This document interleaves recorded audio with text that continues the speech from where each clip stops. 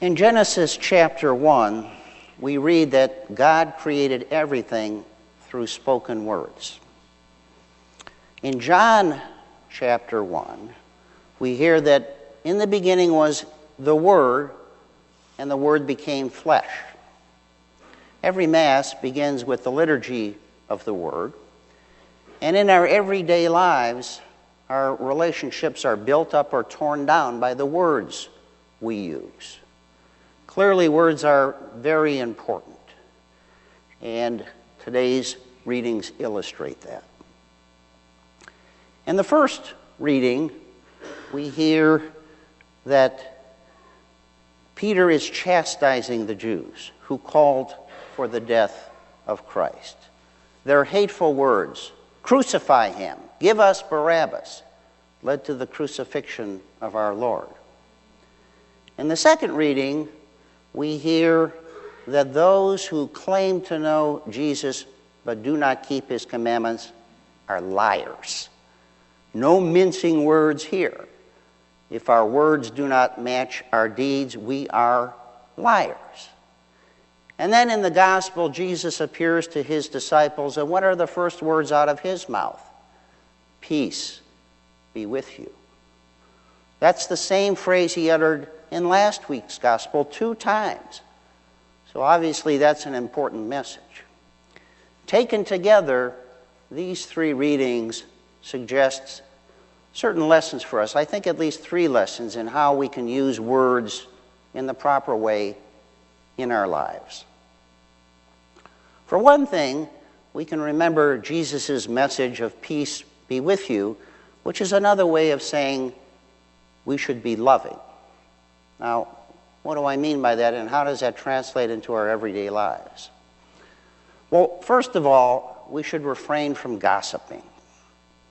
When we gossip, we are spreading some bad news rather than proclaiming the good news.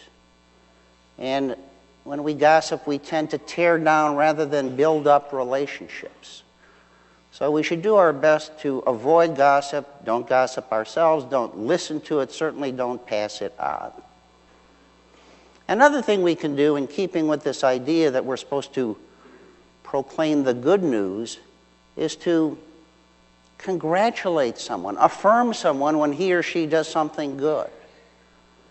It's easy to ignore good things going on around us. The news is not usually filled with good things. But when we see someone do something noteworthy, something praiseworthy, we should affirm that person, congratulate him or her.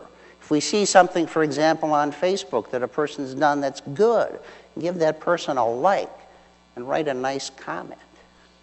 It's another way that we can spread peace by our words. But we also should remember it's very important how we say things. Certainly the content is critical, but we need to be sensitive to how we say things, and in some respects, it's more important than what we say.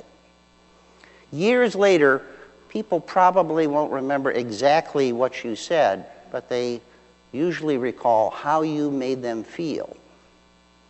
So, when we speak to someone, our tone should be kind and gentle and uplifting and affirming and honest and sincere if we want to promote peace by our words. Now, a second thing we can do, certainly, and a second lesson, is to strive to tell the truth. Again, we can go back to Jesus, who's our model. Jesus is the way, the truth, and the life. But it seems so often in today's society that truth has become optional. It's astounding how commonplace lying has become. There was a study where people wore tape recorders for a couple of days. And at the end, they went back and judged themselves and tallied how often they had fibbed.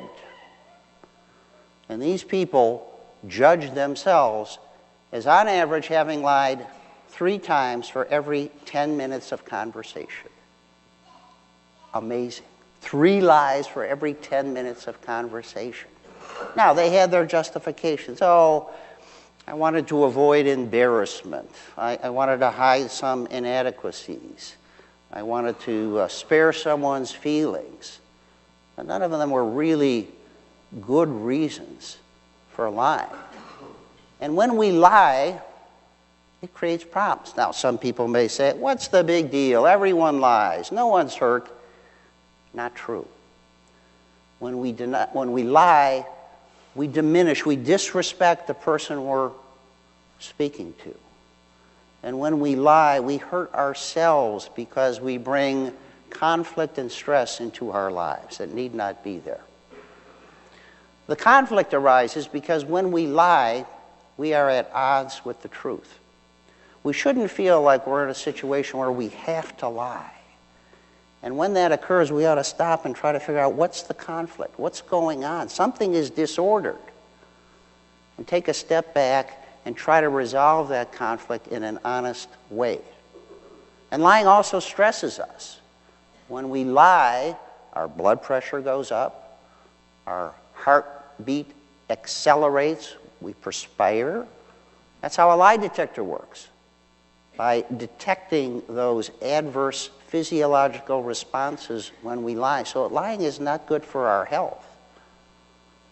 And one lie tends to lead to another. So we have even more conflict and stress in our lives. Sir Walter Scott got it right when he said, "Oh, what a tangled web we weave when first we practice to deceive." And there's one final lesson that I think is very important as well, and that's speaking up when there's a need to do so. We all have heard hateful, false, ignorant comments by people. But all too often, we don't want to say anything. We don't want to open our mouths. We don't want to rock the boat. But there are consequences to remaining silent.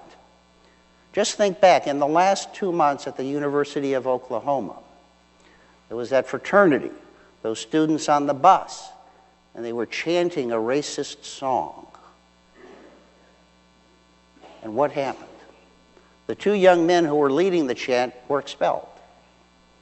The fraternity was shut down on that campus, and the university got a black eye. A lot of pain, a lot of suffering. And those 2 young men, that will follow them for the rest of their lives. But think if someone beforehand, hopefully before getting on the bus, would have stood up and said, "No, this is not what we stand for. We cannot sing this song." But apparently that didn't happen. A lot of devastation because no one spoke up. Now, closer to home and on a smaller scale, we also hear all too frequently one person belittling or embarrassing or ridiculing someone else. This seems especially prevalent on social media. And young people or those whose primary means of communication is social media, you've seen it. And you know how hurtful it can be. Someone who's attacked in that way can become depressed, even suicidal.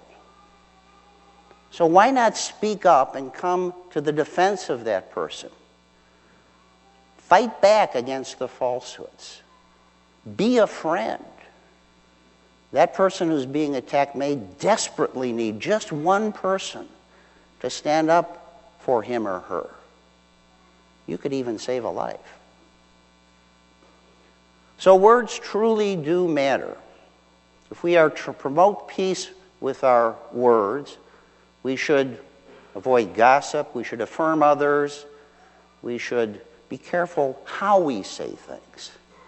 We also should strive to tell the truth and speak up when the situation demands that. We are not supposed to spread any bad news, but rather proclaim and be the good news. Our faith demands no less.